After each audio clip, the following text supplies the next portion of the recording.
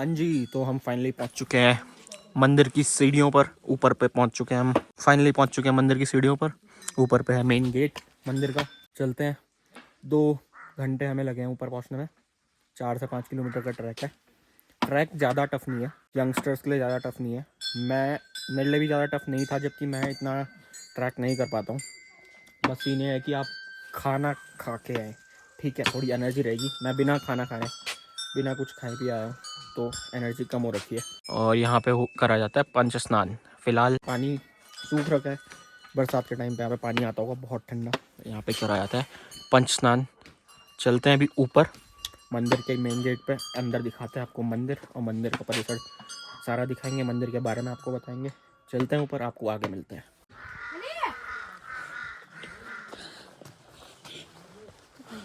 तो भाई हम पहुंच चुके हैं उत्तर द्वारिका, सेम नागराजा, 5वां धाम। इस मंदिर को, सॉरी कचरा करा हुआ हो गया, कचरा नहीं फैलाना यहाँ कहीं पे, ठीक है। ये मैंने टॉफ़ी खाई थी, गिर गया था हाथ से। तो इस मंदिर को उत्तर द्वारिका भी कहा जाता है और 5वां धाम भी कहा जाता है, जो कि है सेम नागराजा मंदिर के मेन गेट में सीढ़ियाँ चढ़ते हैं।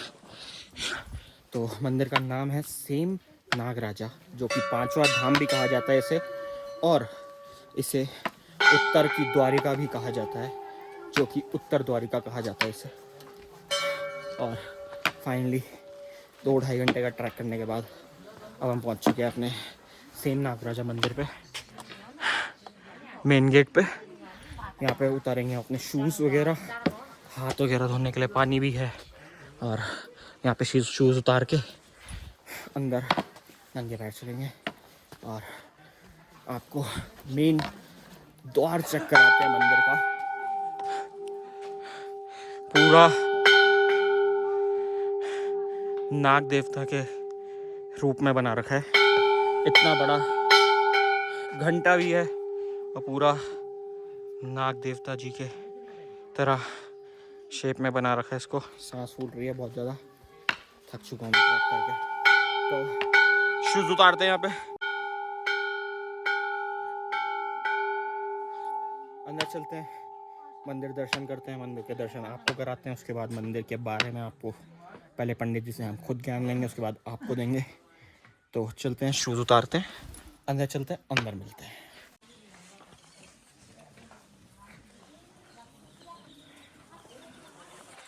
सेम नागराजा मंदिर के अंदर आ चुके हैं और मंदिर के अंदर परिसर में लेके चलते हैं आपको। नाना जी, नानी, मामी सब आगे चल रहे हैं,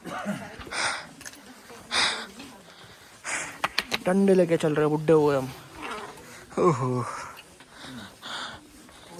तो अब आपको लेके चलते हैं अंदर मंदिर के परिसर के अंदर और आपको दिखाते हैं सेम नागराज जी का मंदिर और मूर्ति। तो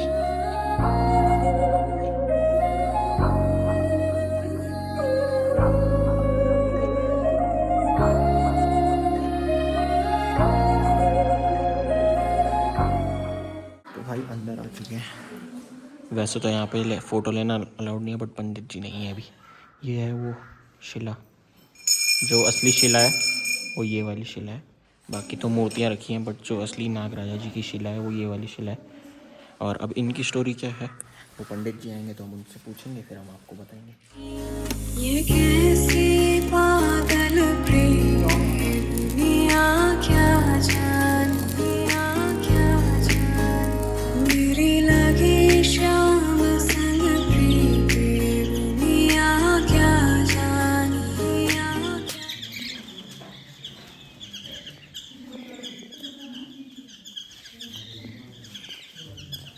तो भाई मेन मंदिर से बाहर आ चुके हैं और पूजा हो गई है। बहुत ज़्यादा ठंडा हो रहा है, बर्फीली हवा चल रही है, ठंड से सिकुड़ चुके हैं।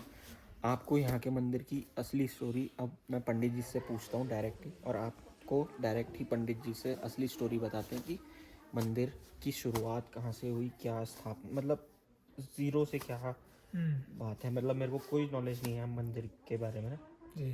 तो आप बताइए कि क्या है यहाँ की स्टार्टिंग। ये जो यहाँ की स्टोरी है, हाँ जी। यहाँ पे पहले राजाओं का शासन चलता था और जो गंगूरा मुना है जी। वो यहाँ के राजा थे। 52 गौरमूली पट्टी रमूली के राजा थे गंगूरमोला जी। और भगवान नागराज जब हिमालय पे आए, पहले भगवान हरिद्वार से, वैसे स्टोरी तो बहुत लंबी है, आपको शॉर्टकट वैसे बता दीजिए। हाँ, थोड़ा जब भगवान हरिद्वार में आए, हाँ जी तो हरिद्वार से भगवान, ये उत्तराखंड जो है शिव की भूमि है, जी बिल्कुल कण कण में यहाँ शंकर है। जी। तो भगवान कृष्ण को ही नागराजा बोलते हैं। अच्छा तो कृष्ण भगवान जो थे वो, उन्होंने सांप का वेश धारण कर दिया। ठीक है। नागराज। हाँ, नागराज सांप का वेश इसलिए धारण किया हाँ। क्योंकि सांप के पाँव नहीं होती है। जी। और एक कण कण में यहाँ शंकर है। हाँ। तो भगवान कृष्ण ने बोला कि अगर मैं ऐसे चलूंगा तो भगवान शंकर मेरे पाँव के नीचे आ जाएंगे। तो भगवान ने सांप का वेश धारण कर दिया। ठीक है। तो भगवान जब हिमालय पर पहुंचे, तो हिमालय से उन्होंने, यहाँ से सामने हिमालय दिख रहा है, जस्ट सामने आपको हिमालय दिख हाँ रहा जी। होगा। हिमालय से भगवान की नजर यहाँ पड़ी। भगवान ने यहाँ का सेम का डांडा है ना, जी जी। तो यहाँ पे देखा भगवान ने कि वहाँ तो अति उत्तम रमणीक जगह है, हाँ जी मुझे तो वहाँ जाना चाहिए। जी। तो भगवान यहाँ पे पौड़ी से होके आए, तुम्हारे 9 लाख सलाण 12 लाख दुपान ऐसे बोलते हैं ना। तो वहाँ से पौड़ी से होके जब भगवान आए, पौड़ी में डांडा नागराज है, हाँ जी। वहाँ पे भी रुके थे भगवान। अच्छा। तो जहाँ जहाँ भगवान रुके थे वहाँ भगवान के मंदिर बन गए। यहाँ जौनपुर में पड़ता है नागटिवा, वहाँ पे भगवान नागराज का मंदिर है। हाँ जी। पर विशेषता यहाँ की है क्योंकि भगवान को यही अच्छा लगा है। तो भगवान जब यहाँ पे आए तो यहाँ पे राजाओं का शासन था, गंगूरमोला का राजा था। जी जी तो जी। राजा से भगवान ने बोला कि हे राजन, मुझे रहने के लिए जगह दे दो। वो घमंडी था, राजा ही था। हाँ हाँ। राजा ने बोला पता नहीं इतने तो पता नहीं कितने लोग आते कितने हैं। लोग तो आते जाते हैं, सबको जगह देने लग गया, तब क्या होगा। हाँ सही। तो उसने मना कर दिया, भगवान को मना कर दिया भाई कि यहाँ जगह नहीं है, आप चले जाओ। तो भगवान चले गए यहाँ से, भगवान शतरंज में चले गए। जब भगवान गए यहाँ से, भगवान ने उसकी जो गाय भैंस बकरी इत्यादि थे, हाँ। सबको पत्थर बना दिया। जो नीचे अभी हम रास्ते से आए चढ़ते हुए, तो बीच में एक ढलान दिखी थी जहाँ पे बहुत सारे पत्थर थे, क्या वो वही है? जी नहीं। अच्छा। यहाँ पे सामने देख रहे होंगे आप, जितने भी पत्थर है पहाड़ों में, हाँ जितने भी पत्थर पहाड़ों में, वो सब गंगूरमोला की गाय भैंस बकरी है। अच्छा ये जानवर थे एक टाइम पे। जानवर थे, उसके राजा था पहले। हाँ, जानवर पालते थे। जी जी जी। तो घमंडी भी था, राजा भी था, तो घमंड भी आ ही जाता है। तो भगवान ने बोले इसका घमंड चूर करना है। भगवान ने अपनी लीला रच दी, तो उन सबको पत्थर में, मतलब श्राप पत्थर में वो कन्वर्ट कर दिया एक तरीके। कन्वर्ट कर दिया। भगवान थोड़ा परेशान करने का ये है। अच्छा। तो भगवान ने जब वो परेशान होने लगे यार कि ये क्या हो रहा है मेरे साथ, जी जी। राजा था पर परेशान होने लगे कि ये क्या कैसा चमत्कार है, क्या हो रहा है। जो उसकी गाय भैंस जो थे भी, बच्चे भी थे, वो दूध नहीं दे रहे थे। अच्छा, जो पत्थर नहीं भी बने थे हाँ, लेकिन जो दूध सही भी थे। नहीं- वो अच्छा दूध भी नहीं दे रहे थे। जी। वो परेशान हो गया कि क्या होगा। अब उसने बोले कि जब से ये ब्राह्मण के वेश में आए थे भगवान, ये ब्राह्मण यहाँ आया, तब से मेरा नुकसान ही हो रहा है क्या ही। हाँ। तो उसने भगवान को भगाने की यहाँ से कोशिश की। यहाँ पे रहती थी एक राक्षसी हिडम्बना नाम की। अच्छा। उसने दिमाग लड़ाया कि इसको वहाँ भेजता हूँ, खा लेगी इसको, मेरा काम नहीं जाएगा। तो भगवान को बोला कि मैं दूंगा तेरे को जगह, ठीक तू है। उस राक्षसी को मार। अच्छा। उसने सोचा कि क्या मार ले गए, उसी को मार देगी राक्षसी। तो हाँ। भगवान जब गए उसके साथ झूला खेला राक्षसी के साथ, उसका नाम था हिडम्बना। हिडम्बना जी। हिडम्बना के साथ झूला खेला भगवान। पहले भगवान बैठे, हिडम्बना ने जोर लगाया, भगवान हिल ही नहीं पाए। ठीक है। उसने बोला कि क्या है, भगवान ने बोला अब आप बैठो। अच्छा। एक धक्का दिया, वो नीचे गिर गई तलवाला सीन में। कहीं उसका पेट, कहीं उसके हाथ पैर सब टुकड़े टुकड़े हो गए, मर गई वो। मर गई। ठीक है। और वो राजा वो और राजा ने बोला कि उसने तो मार दिया। फिर भगवान ने बोला कि मेरे को दूध दे दे, कि नहाने के लिए मेरे को दूध दे दे। ठीक है। ये दूधाधारी नागराज है ना। तो उसने दूध नहीं दिया, उसने छाछ दी, मट्ठा बोलते जिसको, हाँ। मट्ठा दे दी। फिर से उसकी गाय भैंस जो दूध दे भी रहे थे, वो देना बंद कर दिया उन्होंने। अच्छा, ये दूध मांगा था उनसे, दूध मांगा था, उसने छाछ दे दी, छाछ दिया। ठीक है। दूध भी बंद कर दिया भगवान ने। अच्छा।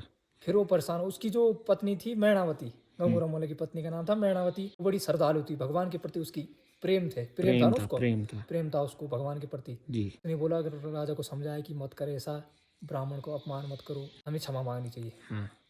तब दोनों गए, वो दोनों की संतान नहीं थी उस टाइम। अच्छा। संतान नहीं थी, भगवान ने उनको वरदान दिए थे तुम्हारे 2 संतान होगी। जब क्षमा मांगी तो भगवान दयालु है, जी बिल्कुल। तो भगवान उनको दर्शन भी दिए कि मेरे को जगह दे दे। उसने बोला कि आप रह लो अब। ठीक है। 9 हाथ 9 वेद के, आप जितना है सारा एरिया आप ही का है। अच्छा, तभी ये सारी जगह उन्हीं की। तभी ये, और तब भगवान जो शिला अंदर आपने देखी हाँ जी, होगी, हाँ जी। उस शिला में ही भगवान प्रकट हुए थे। उस पेड़ भी है पीछे भगवान। अच्छा। मंदिर के पीछे एक बहुत बड़ा पेड़ है। हाँ। और आगे भी एक पेड़ देखा होगा आपने। हाँ। इस पेड़ को ऐसी मान्यता भी है कि जो पीछे का पेड़ है वो तो नाग है, अच्छा। और जो जिस पेड़ जो मंदिर के बगल में है वो पेड़ है, कितना बड़ा, कितना टन का पेड़ होगा वो आपने देखा होगा, हाँ बहुत बड़ा। वो नागिन है। अच्छा अच्छा। तो वो पेड़ ही द्वापर युग से ही, तब से ये पेड़ भी, दोनों पेड़ यहाँ पे है। द्वापर युग से पेड़ द्वापर युग से के पेड़ हैं ये? हाँ, अच्छा। द्वापर युग से ये पेड़, दोनों पेड़ है ना, ये हिलते हैं ना हाँ हाँ हाँ। टूटते हैं। तो भगवान उस शिला के ऊपर प्रकट हुए, हाँ गंगूराम को दर्शन दिए, फिर उनको वरदान दिया कि तुम्हारे 2 पुत्र हो गए, और वो 2 पुत्र सिद्धवा और विधवा हुए। उनकी भी बहुत गाथाएं हैं। हाँ हाँ हाँ हाँ। सिद्धवा विधवा नाम के से वो प्रसिद्ध हुए। जी। और तब भगवान ने बोला कि हे राजन, आपने मुझे जगह दी तो मेरे साथ आपकी भी पूजा होगी। अच्छा। और एक चीज के बारे में और सुना है कि यहाँ पे कोई एक पत्थर है जिसको उंगली से हिला सकते हैं हाँ, वो करके। डुगडुगी सेम है। अच्छा। हाँ, 7 सेमों के नाम रखे गए, 7 मंदिर बनाए गंगूराम ने हाँ। भगवान के। अच्छा। भगवान प्रसन्न नहीं हुए, यहाँ पे नहीं देना चाह रहा था वो जगह ना, वो हाँ अलग दे रहा था, हाँ। उसी का एरिया था। कहीं उस गुप्ता सेम में भी उसने मंदिर बनाया, वो भी खंडित हो गया। डुगडुगी सेम में भी बनाया, वो भी खंडित हो गया। आरुणी सेम, बारुणी सेम, इस प्रकार से 7 सेम है। सेम है। और एक प्रगटा सेम है जहाँ भगवान प्रकट हुए थे, ये 7वां सेम है, इसी की मान्यता है। यहीं की हाँ, जो भी यहाँ पे आता है, जो भी श्रद्धालुगण यहाँ पे आते हैं, सबके मनोरथ यहाँ पे पूर्ण होते हैं, ऐसे भगवान आगरा की कृपा है। तो ये जो रियल स्टोरी थी जिसके बारे में मैं सुबह से बोल रहा था कि मेरे को एग्जैक्टली पूरी नहीं पता है, जब तक मैं सीधा पंडित जी से ही पूछूंगा। तो पंडित जी ने बहुत अच्छे से डीपली बताया है, शॉर्ट में ही बताया क्योंकि बहुत बड़ी स्टोरी है, तो उसको थोड़ा सा शॉर्ट करके ताकि आप सब लोग इजीली समझ पाएँ और यहाँ पे आएँ तो आप पहले इन्फॉर्मेशन लेके आएँ कि क्या है, कैसे है, कहाँ से स्टार्टिंग हुई है। तो ये रियल स्टोरी है। अभी यहाँ से चलते हैं, आपको आगे मिलते हैं। ओह, फाइनली निकल चुके हैं सेम मुखेम मंदिर से और सेम नागराजा मंदिर से, उत्तर द्वारिका भी बोलते हैं और 5वां धाम भी है ये हमारे उत्तराखंड का। तो आपको हिस्ट्री कहाँ से स्टार्ट हुई, क्या स्टार्ट हुई, सब कुछ बता दिया सुबह से। मेरे को खुद ही ज़्यादा अच्छे से नहीं पता था। और दूसरी बात, चाहे लोकल से जितना मर्जी पूछ लो, गूगल से जितना मर्जी निकाल लो, रिसर्च कर लो, उतनी अच्छी इन्फॉर्मेशन आपको नहीं मिल सकती जितना आपको यहाँ के जो पंडित जी हैं, जो ब्राह्मण जी हैं, उनसे ज़्यादा अच्छा आपको नहीं कोई बता सकता, क्योंकि उनको 0 से 100 तक का सब कुछ नॉलेज होता है। तो इसलिए मैंने डायरेक्ट उन्हीं से पूछा। उन्होंने बताया कैसे यहाँ मंदिर की स्थापना हुई, कैसे यहाँ पे कृष्ण जी आए, कृष्ण जी ने अपना रूप सांप में कन्वर्ट करा। तो सारी स्टोरी, सब कुछ इतना बढ़िया जो आपने अभी देखा होगा, जो पंडित जी ने बताया, ये स्टोरी थी यहाँ की। फाइनली यहाँ से निकल चुके हैं, शाम का टाइम हो चुका है, बहुत ज़्यादा ठंडा हो रहा है, बर्फीली हवा चल रही है, सबको जुकाम लग चुकी है, सबको, जितने लोग आए सबको जुकाम लगी है। और हम लास्ट लोग हैं जो यहाँ मंदिर से नीचे जा रहे हैं वापस। और अभी हमने जाना है टिहरी। टिहरी जाने के लिए 3 घंटे लगते हैं और अभी बज रहे शाम के 5 बजने वाले हैं। 5 बजने वाले हैं, नीचे जाने में 1 घंटा लगने वाला है। तो देखते हैं, अगर ज़्यादा लेट हुआ तो हम टिहरी नहीं जाएंगे, यहीं रुक जाएंगे, वरना अगर जल्दी पहुंच गए नीचे तो हम सीधा निकलेंगे टिहरी के लिए। अब सीधा नीचे चलते हैं फटाफट, क्योंकि अंधेरा होने वाला है, बहुत ज़्यादा शाम हो चुकी है। नीचे चलते हैं फटाफट, अब आपको सीधा नीचे मिलेंगे क्योंकि हमें जल्दी नीचे पहुंचना है। तो चलते हैं, मिलते हैं। दिलों में तुम अपनी बेताबियां लेके चल रहे हो तो जिंदा हो तुम, नजर में ख्वाबों की बिजलियां लेके चल रहे हो तो जिंदा हो तुम। हवा के झोंकों के जैसे आजाद रहना सीखो, तुम एक दरिया के जैसे लहरों में बहना सीखो। हर एक लम्हे से तुम मिलो, खोले अपनी बाहें, हर एक पल एक नया समा देखे ये निगाहें। जो अपनी आंखों में हैरानियां लेके चल रहे हो तो जिंदा हो तुम। ख्वाहिशों के मुसाफिर तू जरा। तो भाई फाइनली पहुंच चुके हैं नीचे बेस पे, यहाँ पे कार पार्क होती है। और चेक करो, सब खाली हो चुका है, सब कुछ, केवल एक लास्ट हमारी कार बची है और लास्ट हम ही लोग बचे हैं जो नीचे आए हैं। शाम के बज रहे हैं 6, अंधेरा हो चुका है। ये है मेन दरवाज़ा जहाँ से आप ऊपर अपनी ट्रैकिंग स्टार्ट करते हो। और अगर आपको दिख रहा होगा वहाँ पे छोटा सा, वो है मंदिर। तो भाई बहुत मज़ा आ गया, बहुत ज़्यादा।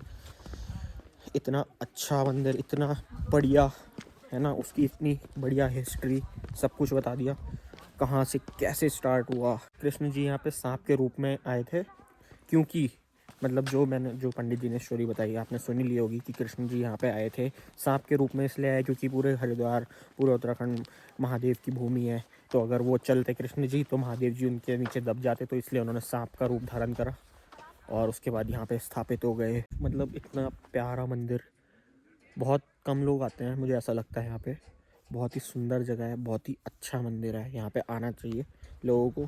अभी मुझे लगता है एक तो ये बहुत बहुत ज़्यादा दूर है इन द सेंस पहाड़ों में बहुत ही अंदर है।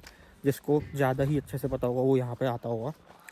बट जिस हिसाब से मतलब मैं कंपेयर कर रहा हूँ केदारनाथ जी से या और दूसरे मंदिरों से जहाँ बहुत ही ज़्यादा लोग जाते हैं, ये अभी उस तरीके से नहीं बना है, बट फिर भी लोग ठीक ठाक आ जाते हैं यहाँ पे।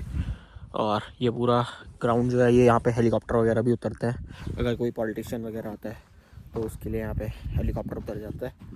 और अब फाइनली मंदिर से आ चुके हैं। इतनी प्यारी जगह, सीधा सामने आपको हिमालयाज़ की रेंजेस दिखती हैं। अब तो दिखना बंद हो गई है, अंधेरा हो चुका है।